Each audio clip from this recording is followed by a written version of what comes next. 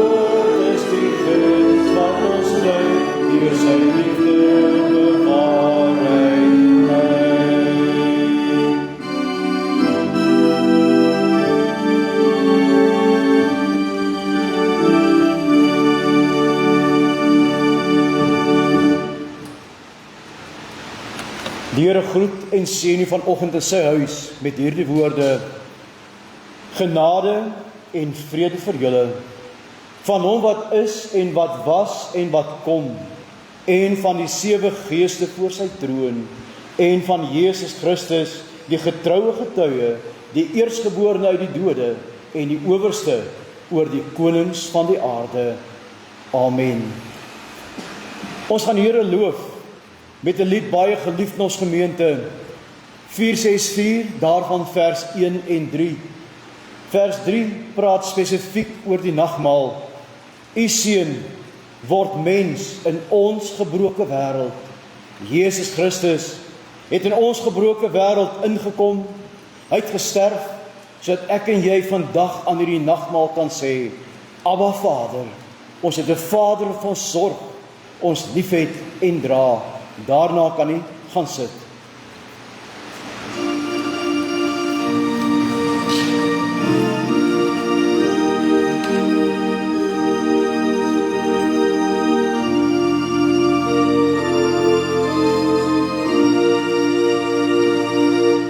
O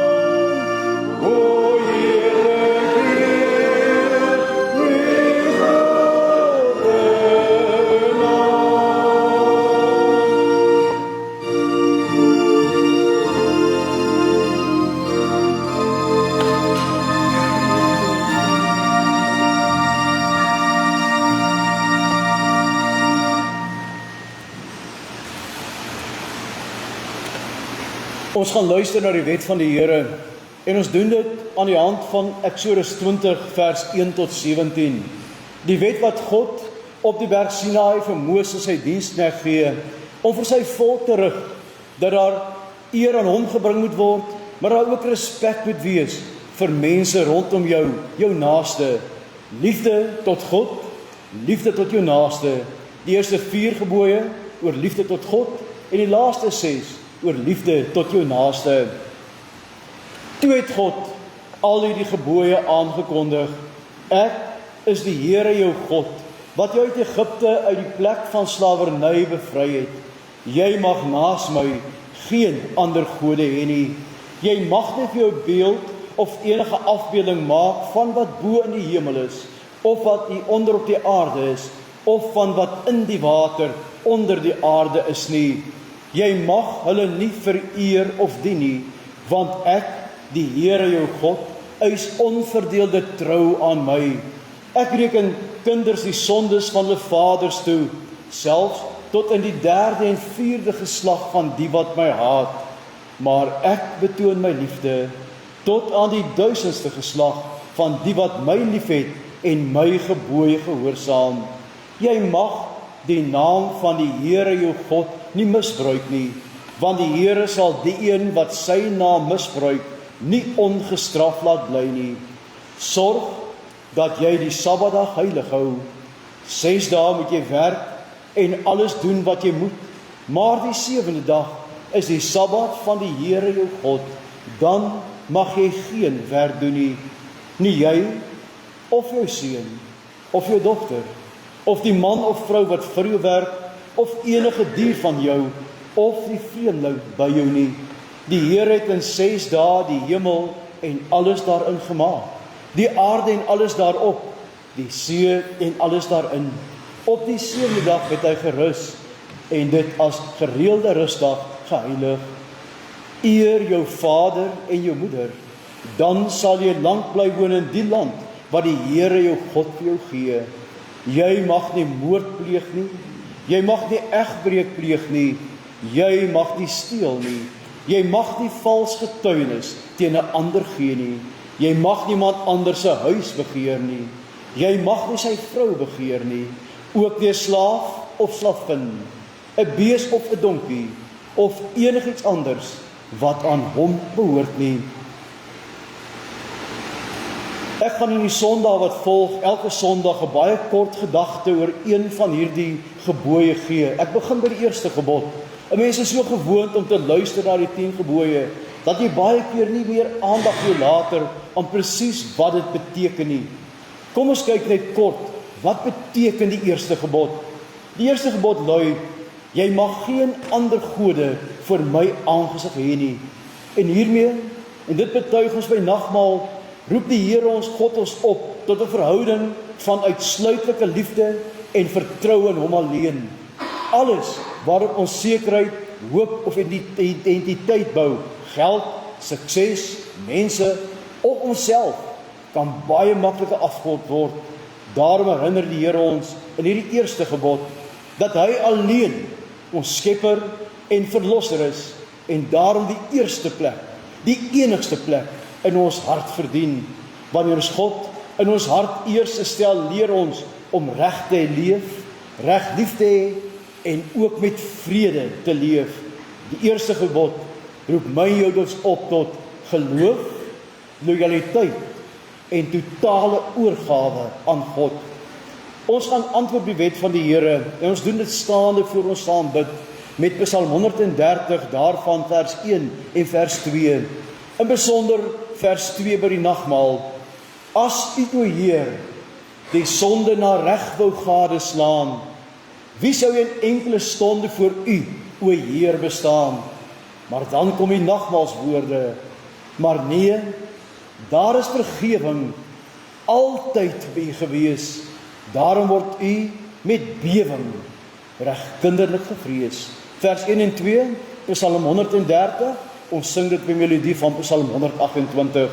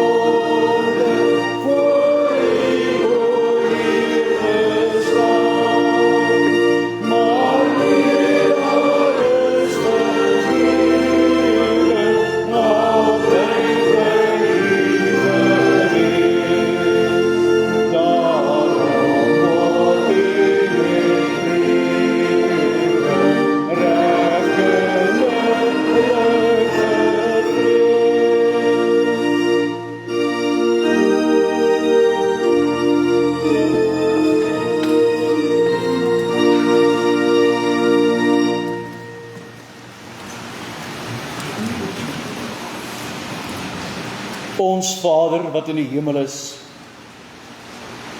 Dit is met diep dankbare harte dat ons vanoggend saam is hier in die huis. Saam om die sakrament, daardie heilige sigbare waarteken te kan vier. Wat ons kom saam by die nagmaal om te bely wat ons nou gesing het. Uit ons eie is ons tot niks in staat nie. Uit ons eie is ons doemwaardig. Ja, as U ons sonde na reg wou gadeslaan, regtig na ons wou kyk op grond van ons optrede, wie sou een enkele oomblik voor U kon bestaan? Maar vandag is ons saam om die genade, U genade te vier. Daardie genade wat sê in Galasiërs 6, dat U in die volheid van die tyd U seun gestuur het, sodat ons sondes vergewe sal word op grond van sy soenverdienste aan die kruis. Hy was bereid om die vloekhout te dra. Hy het in ons plek daar gehang. In sy bloed staan ons name geskrywe. Daar staan, vrygekoop in Christus jou Here. En daarvoor sê ons dankie. En daarom kom ons ook om hulle wat beproef word en wat siek is aan U op te dra. Ons dra Robbie en Donald Gordon op aan die troon van genade. Ons bid vir Mias Smit, Annemie en sy familie in hierdie dae wat sy broer se seun op baie jong leeftyd oorlede is. Ons bid vir Nicolette waar haar skoonseun ook brandwonde opgedoen het en tans in hospitaal is. Ons bid vir Tannie Hilda in die hospitaal. Ons weet, o Here, ons gebede gaan op na U soos goeie en getroue wierook. Daarom dra ons elkeen op en bid dat U hulle in die troue arm sal toevou, ook genade, bystand en krag sal gee. Maar ons gaan nou daartoe oor om uit U woord te lees. Sondige, nietige mense wat U heilige woord in hulle hand kan neem om daaruit te lees. Daarna gaan ons preek. Ook 'n sondige, nietige mens hier in baie plekke wat die woord van die Here bring. Daarom vra ons, lei ons as ons die woord lees, lei ons as ons die woord verkondig, dat ons oog gerig op U sal wees, elke tree van die pad wat ons stap. Hoor ons gebed. Ons bid dit klein in die naam van Jesus Christus, ons Here. Amen. Ek gaan saam met U lees vandag uit die boek Markus, die Evangelie volgens Markus, hoofstuk 1, daarvan vers 40 tot 42. Ons aan die tafel word rein gemaak deur Christus se bloed. En hier in Markus 1 lees ons hoe die Here 'n melaatse man, verstoot en verlate, gesond maak om saam met hom die pad te kan stap. Markus 1 vanaf vers 40. En daar kom toe 'n melaatse na hom toe wat smeek en voor hom op die knieë val en vir hom sê, as U wil, kan U my reinig. En Jesus het hom innig jammer gekry en die hand uitgesteek en hom aangeraak en vir hom gesê, ek wil, word gereinig. Maar toe hy dit sê, het die melaatsheid hom dadelik verlaat en hy is gereinig. En nadat hy hom ernstig aangespreek het, stuur hy hom dadelik weg en sê vir hom, pas op dat jy aan niemand iets vertel nie, maar gaan vertoon jy aan die priester en offer vir jou reiniging, die offer wat Moses voorgeskryf het, tot getuienis vir hulle. Maar hy het uitgegaan en begin om baie dinge rond te vertel en die saak rugbaar te maak, sodat hy nie meer openlik in die stad kon ingaan nie, maar hy was buite in verlate plekke en hulle het hom van alle kante af na hom toe gekom. Jesus raak die onreine aan en maak rein. Geliefde broeder en suster, 'n man verstoten, verlate, uitgeworpe, sien die Here na hom toe kom. Hy was verlate van vriende en familie. Hy was gedryf deur 'n wanhoop wat sterker is as enige vrees. En daarom kom hierdie man nader aan die Here, want hy is melaats. Hy is die verpersoonliking van onreinheid in die samelewing van daardie tyd. Was melaatsheid meer as net bloot 'n siekte. Dit was 'n sosiale en godsdienstige doodsvonnis. Die wet was onverbiddelik. Hy moes sy klere skeur, sy hare losmaak, sy mond bedek en derendtyd loop en uitroep, onrein, onrein. Hy moes alleen bly buite die kamp, buite die stad, buite die gemeenskap en ja, ook buite die tempel. Hierdie man verteenwoordig die toppunt van menslike ellende en uitsluiting. En dan, in een ongelooflike oomblik, gebeur die ondenkbare. Jesus steek sy hand uit en raak hom aan. En daardie een aanraking word nie net die melaatsheid genees nie, maar word alles van hierdie siekte gesimboliseer. Sonde, skaamte, eensaamheid, vervreemding, alles wat hierdie siekte versimboliseer het, word oorkom. En vandag, waar ek en jy ons regmaak om saam die nagmaal te vier, wil ons hierdie skrifgedeelte ontvou en oopmaak. Want die nagmaal is immers 'n aanraking van Jesus. Dit is die plek waar die Heilige God in sy genade na ons toe uitreik in ons onreinheid, ons aanraak en ons rein verklaar. Ons tema is dus, Jesus raak die onreine aan en maak rein. Ons gaan na 4 hoofgedagtes kyk. In die eerste plek gaan ons kyk na die realiteit van ons onreinheid, die toestand van hierdie melaatse. Ons gaan kyk na die aanraking van Jesus, sy medelee en mag. Die nagmaal gaan ons bekyk as die aanraking wat rein maak. En laastens gaan ons kyk hoe hierdie nuwe roeping van ons roep om getuies te wees van hierdie reiniging. Kom ons begin en ons kyk eerstens na hierdie melaatse man. Markus vertel ons, hy kom na Jesus, val op sy knie en smeek, as u wil, kan u my gesond maak. Sy toestand is hopeloos. Melaatsheid is in die Bybel die kragtige beeld van die verwoestende werk van sonde. Kyk, wat doen dit? Dit skei. Melaatsheid skei van God. Jy mag nie die tempel binne gaan nie. Melaatsheid skei van mense. Jy mag nie iemand raak nie. En sonde? Sonde doen presies dit. Dit skep 'n kloof. Ons eie sondes, ons hoogmoed, ons onvermoë om lief te hê, dryf 'n wig in tussen ons en God, tussen ons en ons naaste.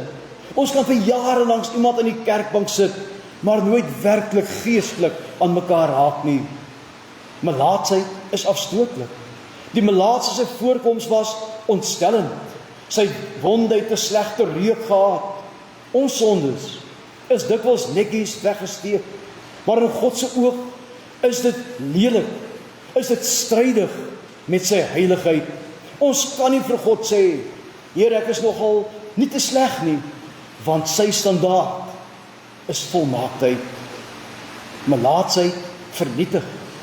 Melaatsheid vreet diep in, soos 'n kanker, vernietig sonde ons menswees van binne uit. Dit maak ons geestelik gevoelloos. Ons verloor die vermoë om werklik te rou oor die verkeerde, of om werklik te juig oor die waarheid. Die melaatse se woorde, as u wil, is 'n mengsel van hoop en geloof. Hy weet, Jesus kan. Hy is nie net nie seker of Jesus wil nie. Is dit nie ook ons stryd voor ons die nagmaal vier nie? Ons weet in ons kop, Jesus het mag. Ons glo dat hy die seun van God is. Maar ons sukkel om te glo dat hy na ons toe wil kom in ons gebrokenheid. Ons sukkel om te glo dat hy na ons toe wil kom met al ons sondes en tekortkominge. Ons voel, ons is te onrein om die nagmaal te vier. Ons voel, ons moet eers ons lewe totaal en al reg hê, voordat ons kan kom. Want ons dink onbewustelik, die nagmaal is vir heiliges, nie vir sondaars soos ek nie. Maar die melaatse se verhaal leer ons iets totaal anders. Kom ons lees vers 41 weer. Jesus het hom innig jammer gekry, sy hand uitgesteek en hom aangeraak. Hier, geliefde, is die hart van die evangelie. Kyk na 2 dinge. In die eerste plek, sy motief, innige jammerte. Die Griekse woord is baie sterk as ons hier daarvan praat. Hierdie beteken innerlike bewoondheid. Dis nie net simpatie van ver af nie. Dis God se hart wat oorloop van liefde vir die verlore mens. Toe Jesus die melaatse sien, het hy nie gesien dit wat die wet gesien het nie. Hy het nie 'n onrein mens gesien nie. Hy het nie gesien dit wat sy disippels gesien het nie. Hy het met ander woorde nie gevaar van hierdie melaatse gesien nie. Jesus het 'n gebroke mens gesien. En dit is toch wat ek en jy elke Sondag in die kerk inbring. Nie ons goeie punte nie, maar ons smeking, ons bede vir God se ontferming. Maar verder moet ons kyk na Jesus se aksie. Hy raak hom aan. Dis ongelooflik. In daardie kultuur, as jy melaatse aanraak, word jy self onrein. Die besmetting werk in een rigting, van die onreine na die reine. Maar by Jesus werk dit andersom. Wanneer Jesus die onreine aanraak, gebeur die teenoorgestelde. Sy reinheid maak die onreine skoon, want sy hand is nie net 'n fisiese hand nie, dit is die hand van God wat die mag het oor sonde, om sonde te breek, deur bloot in aanraking te kom met die mens se ellende. En dan praat Jesus, ek wil word gesond. Jesus stem nie net in nie, hy begeer dit. Dis God se wil om te reinig. Die kruis is die uiteindelike bewys daarvan. By die kruis het Jesus die uiterste onreinheid, die sonde van die hele wêreld op hom geneem, sodat sy reinheid aan ons geskenk kan word. En hier, geliefde, kom ons by die hart van die boodskap. Die nagmaal is vandag Jesus se aanraking aan ons. Dit is die sakrament waarin hy fisies na ons toe kom en ons verseker van sy reiniging vir ons. Die Heidelbergse Katekisme Sondag 28 vra: hoe word jy in die nagmaal vermaan en verseker dat jy aan die enige slagoffer van Jesus aan die kruis en sy goedere deel het? En die antwoord is pragtig, dat Jesus my en alle gelowiges tot die ewige lewe voed en laaf met sy gekruisigde liggaam en sy vergote bloed. So kom van ver af naby. Soos die melaatse nader gestorm het, nooi Jesus ons om nader te kom na hom. Die nagmaal is die teenoorgestelde van uitsluiting. In 'n wêreld wat gemarginaliseerdes uitstoot, hier trek Jesus juis hulle, die gemarginaliseerdes wat deur die wêreld verstoot is, nader na hom toe in. En vandag is dit ook 'n tasbare aanraking. Die melaatse het Jesus se hand op sy siek vel gevoel. Ons kan Jesus se hand nie fisies voel nie, maar ons neem die brood in ons hand. Ons voel die beker of die kelkie teen ons lippe. Hierdie tasbare dinge is God se aanraking vir ons sintuie. Hulle verseker ons dat die genade nie net 'n abstrakte idee is nie, maar 'n werklikheid vir my persoonlik. Wanneer jy die brood eet, sê Jesus vir jou, dit is my liggaam wat vir jou gegee is. Hy raak jou aan deur hierdie gewone dinge. Jesus kon hierdie man gereinig het net met 'n woord van ver af, maar het hom aangeraak. Hoekom?